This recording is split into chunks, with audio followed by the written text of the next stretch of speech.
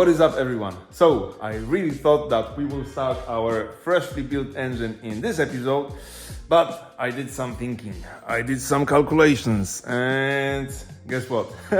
No, not this time, guys. Sorry for that, but there is still a lot of stuff to do, but I promise you that I will do all of it in this episode. So we will prepare it for the start, and in the next one we will have a grand finale. So let's get to work.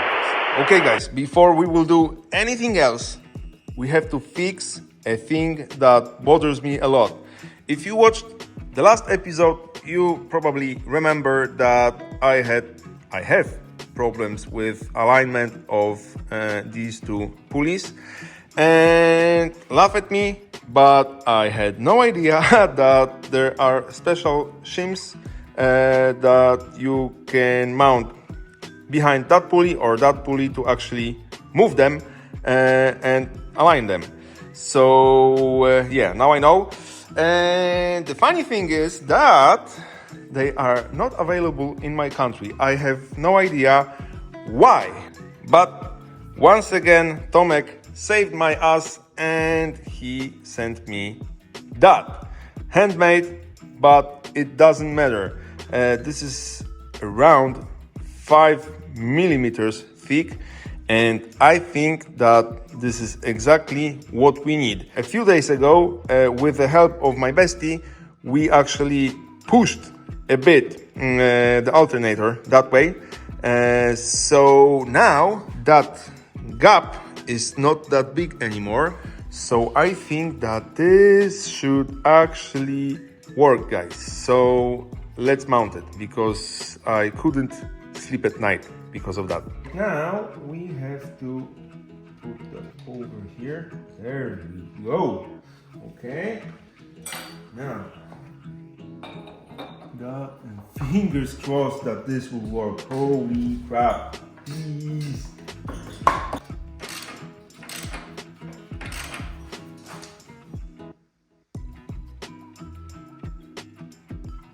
That belt is still too short, in my opinion. I thought that if we align it, it'll work, but it doesn't. So that's a bummer, because I don't know if I'm able to buy a longer one locally, but we'll see about that. And now the alignment.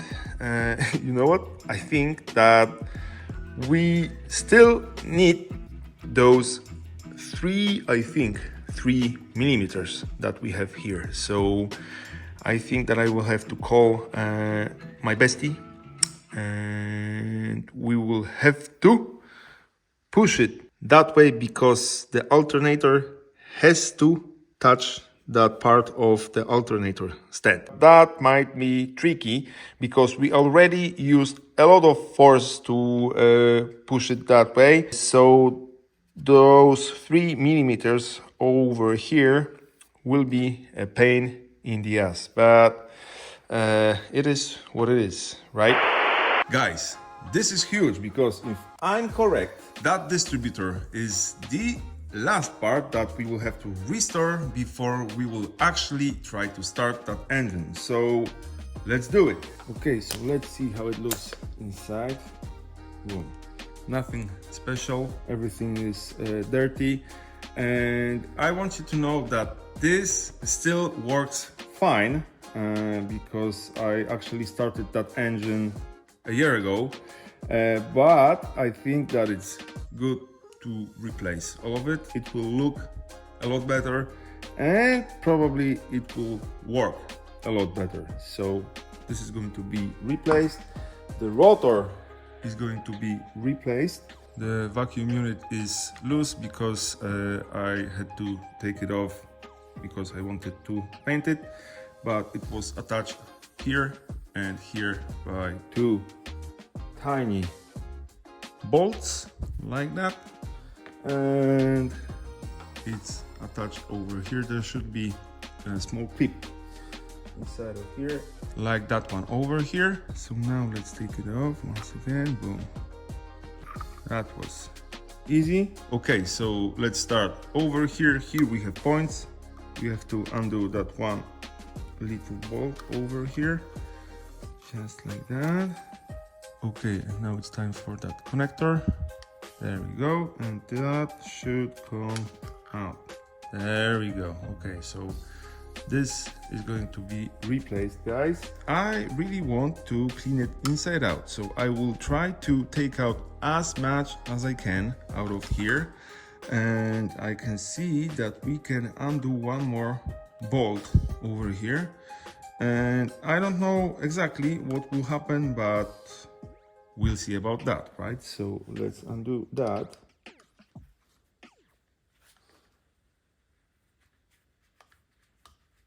Okay, we got it.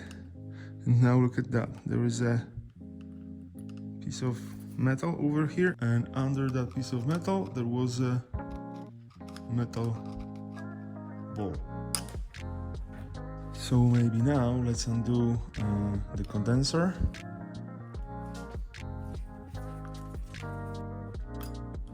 There we go. Of course this will be replaced. And now those clips, hinges, I don't know how to call them.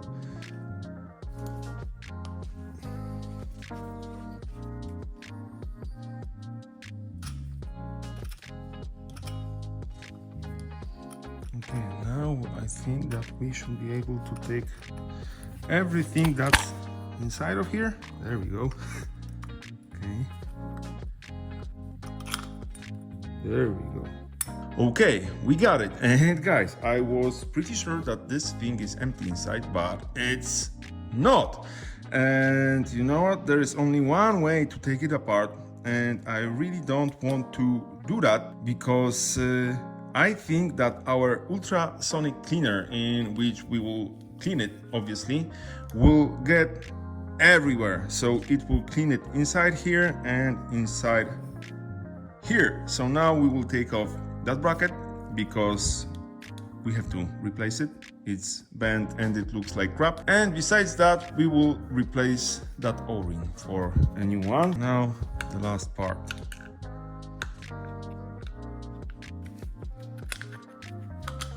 Ta-da! Okay guys, this is ready, so let's put it into the cleaner. Okay, ready guys. Our mixture is green. As you can see, almost all of the parts are inside. We have 40 degrees Celsius. The timer is set for 30 minutes. And now the last part. Remember how it looks because it will look a lot better. Okay.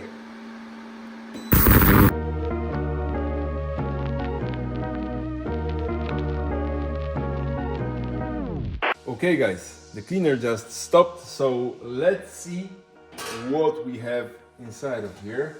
I don't remember what it were actually. Holy crap, oh my god, this looks really good. Holy crap. I once again was thinking about painting that part, but guys, I don't want to do it anymore. Holy crap, look at that. This looks like new. Oh my god, I am in love this time. Jesus. Okay guys, now I have to dive in here to get the rest of the parts, so I'll be right back. Okay guys, I am ready. Everything here is clean and dry. Here, as you can see, we have new parts. But first we have to talk about one thing, because when I was disassembling it, I was thinking, holy crap, how those parts down there are lubricated, right? So after a few seconds of investigation, I found that little hole down here. And at first I thought that through that hole, engine oil goes up here and lubricates all of that. But I was wrong. Yes, engine oil goes inside of that housing or whatever you call it, but it lubricates only the axle over here. So I was partially correct, right? Yeah, but what about these? And this is actually very interesting, guys, because look at that inside of here. There is nothing here, but there should be that little felt pad. So we have to put it inside of here, all the way down there. If you don't have one, you have to get one and put it inside of here. And check this out. Every few thousand miles, you should put 3 or 4 drops of engine oil, and through that hole over here and that shaft right here, all of those parts down there are lubricated. So in my opinion, that thing right here is very important part of keeping your distributor lubed and alive. Did you know about that? Tell me in the comments, because I am very curious. Okay guys, let's put it back together, because we've cleaned it very good, guys. I have already put a bit of oil directly on those parts down there, and a few drops inside of here without that felt pad, and I will put another few drops on that felt pad. I don't think that we will harm it by doing that. We will have to mount these first, and guys, they move like that, so I think that we should put a bit of grease over here. Okay, this is how it looks. I don't know if this is enough or not. Yeah, it works smooth, so we will leave it like that. Okay, and now this should go in like that, I think. There we go. Like a glove. Look at that. Look how nice it looks. Oh my god, I love it. Okay, so now I think that we should reinstall these, and of course we will put a bit of grease on them. Okay, there we go. We have to put them over here like that. Okay, now we will secure them with that tiny bolt. I think that might be a bit tricky, so let's see. Okay, like I said, it was tricky, but we got it. Now we have to torque it. Okay, as you can see, it works very fine, so that's good news, guys. Okay, the condenser looks very good, guys, but I think that I did a little mistake, because that part over here is not round and it doesn't want to go inside of here. So I think that we will have to help it a bit and make it more round to actually be able to push it in here. So I'll be right back, guys. Okay, it took me a while actually, because that black plastic was very hard, so I had to use a grinder to actually make it work. It looks like that. Not my best job, but I think that it will work fine, and overall that new condenser looks mint. Okay, so now it's time for the points. As you can see, I have 2 sets of the points, because I didn't know which one I should buy. So, okay, now I know.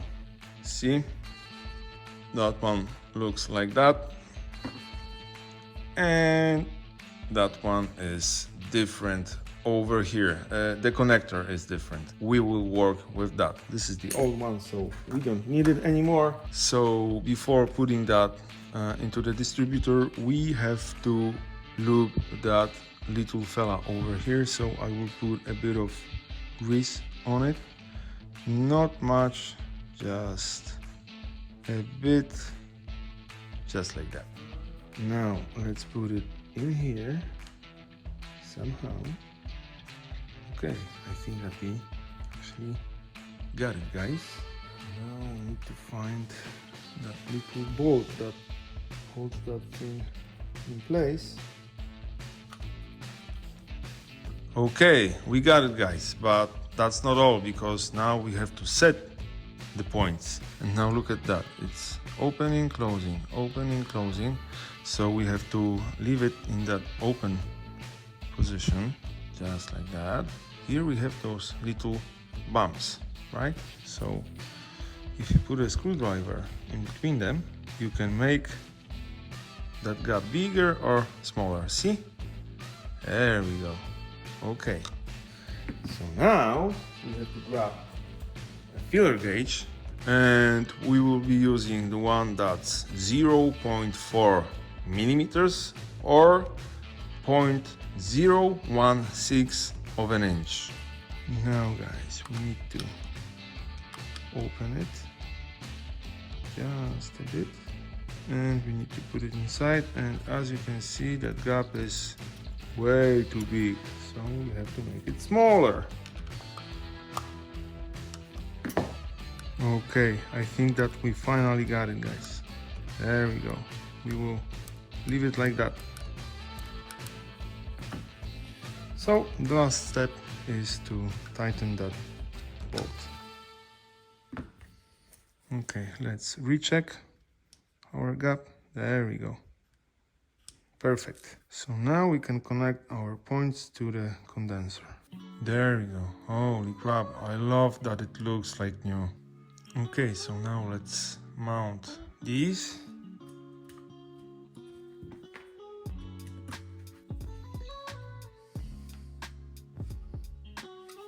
Now the vacuum unit, we have to put it in here. There we go. Just like that. And now we have to mount that little clip over here. I think that might be tricky. Well, we'll see about that in a moment. Okay, we got it. So guys, now it's time for the water. Of course, it's new. Oh my god, I love it. And now the cap. Oh my god. There we go. Holy crap. But that's not all, because we still have to mount that seal that goes over here. Holy crap, guys. I am very happy about what we just did, but that's not all, because there is a cherry on the cake. So this is our old bracket.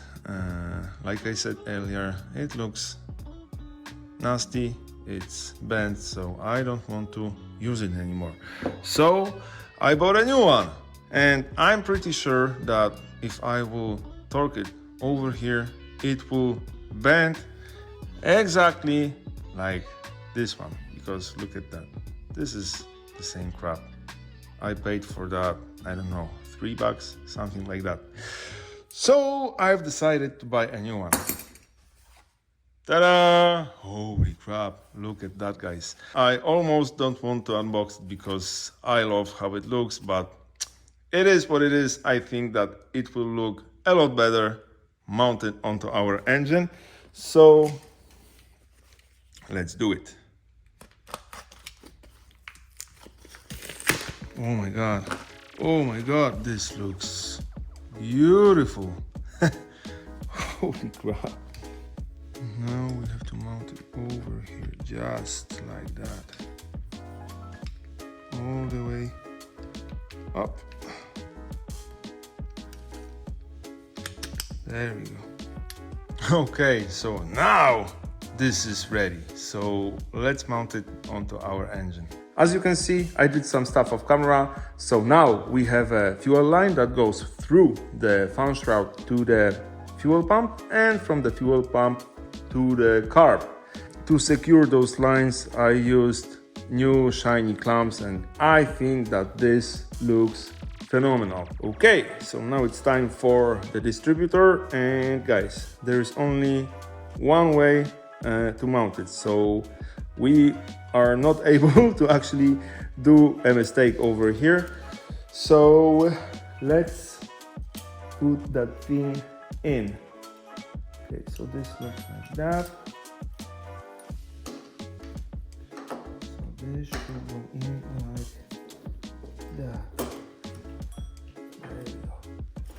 Okay, now we have to secure it from behind. Okay, this is done, but we are still missing one part here, and that is the vacuum line that connects the carb with the distributor. And now look at that. That looked like crap a few seconds ago, and I was actually able to polish it. So now it looks like that, and I think that it will look phenomenal on our engine. So let's mount it. Oh my god, I love it. It looks even better than before, but now I don't like that we are missing a belt over here. So this is a mission for now. We need to measure that belt somehow. So I have to think how to do it. I'll be right back. Okay, I have an idea, guys. I found an old belt, new old belt, because I have never used it.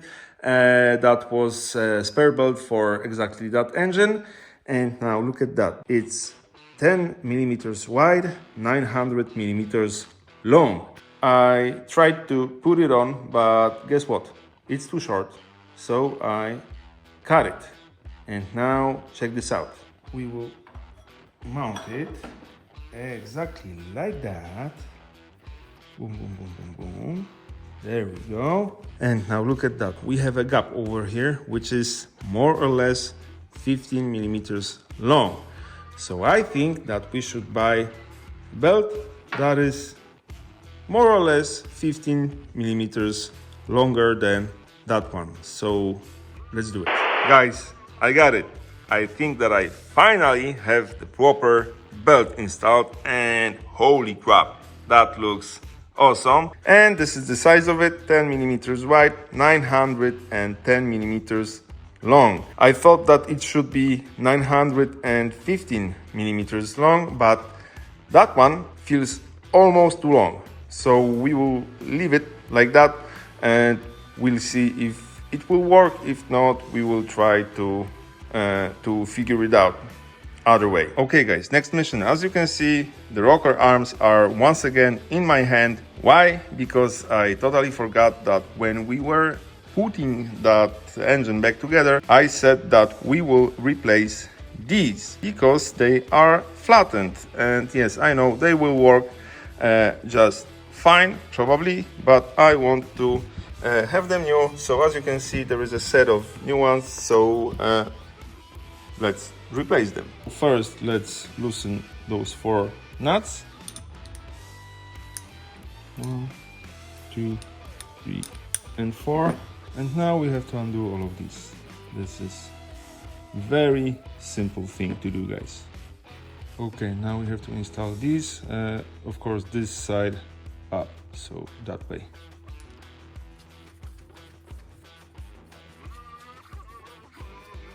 Okay, done. That was fast, right?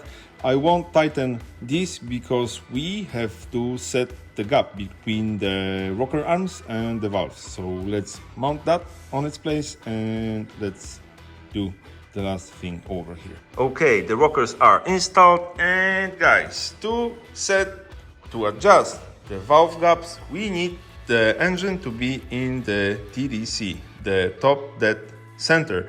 And that means that the first cylinder, which is over here, needs to be in the most upper position. And I already have the top dead center set, so my rotor is pointing the first cylinder. This is in my case because I've seen guys having the rotor that way, so the first cylinder should be over here. Here I have the second indicator that we are at top dead center.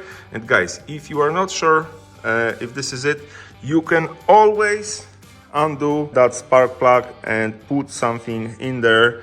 I don't know, a stick, a screwdriver, whatever, just don't scratch the piston. This is the easiest way to check if the piston is in the most upper position. The top dead center is set, so that means that the intake and the exhaust valves are closed. And now the gap between the valves and the rocker arms should be 0.006 of an inch or 0.15 millimeters. Before adjusting the valves, just push it down here to open it. Okay, so let's see. This is too tight. Let's loosen that. Still too tight. It goes all the way down, but it feels way too tight. Somebody explained it to me a long time ago that when you put a filler gauge in that gap, it should feel a bit magnetic. So this is exactly what we are trying to do right now. Okay, I think that we got it. Now we have to tighten it. This is a bit tricky because we have to do two things at once. Just like that. Okay, let's check it again. I think that we got it, guys.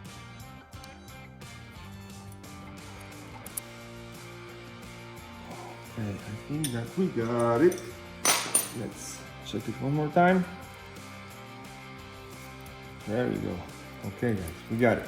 As you can see, it's not that hard. We just did the first cylinder, so now it's time for the second cylinder. And once again, we need to set it in the top dead center. How to do it? We have to turn that pulley 180 degrees counterclockwise. Easy, right? And after doing that, we will be able to adjust the valves on the second cylinder. After that, it will be time for the third cylinder. So once again, the TDC. So once again, 180 degrees counterclockwise, adjusting the valves here, and then the fourth cylinder. So once again, 180 degrees counterclockwise. That's it, guys. I'm not going to do all of that because it's time consuming and we still have some stuff to do, so I'll be right back. Guys, I don't know how this happened, but the cylinders number 3 and 4 had no gap at all. Holy crap, I don't know how, why, but I know that I am responsible for that for sure, because I was adjusting that a long time ago, a few times. So yeah, but it's okay now, they are adjusted properly and I want to show you something. Okay, so as you know, everything is adjusted, but those moving parts are dry because we've cleaned all of it. So before mounting the cover, we will put a bit of oil on every moving part, and after that we will install the cover, but this time with the seal, which is covered in that product because we don't want any leaks from down here. That's it. Let's do it.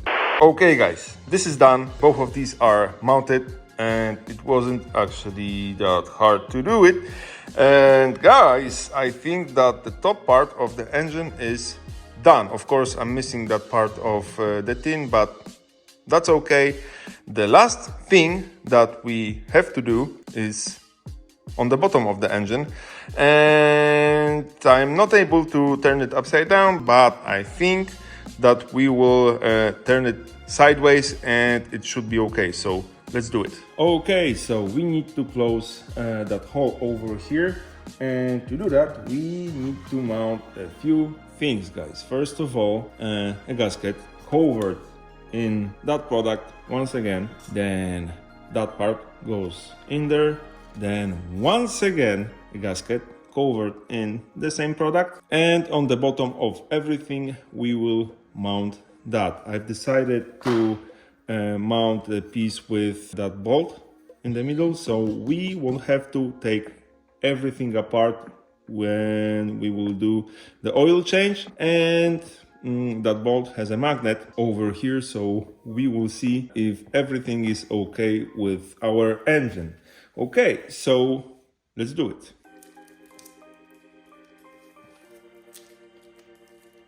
Okay, we got it. Now that part.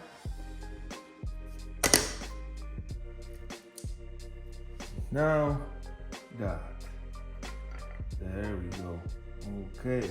And now we are left with 6 nuts with crash washers. Okay, now we have to torque them to 7 foot-pounds.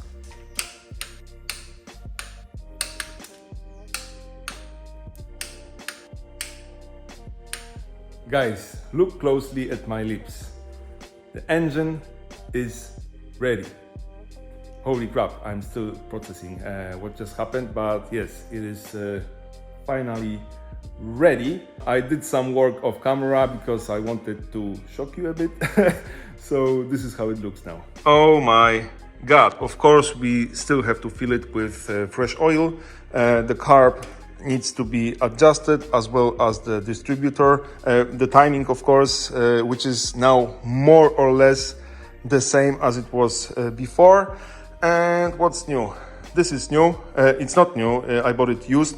It was in a very bad condition. It was rusty. It has a few dents. Now it's shiny.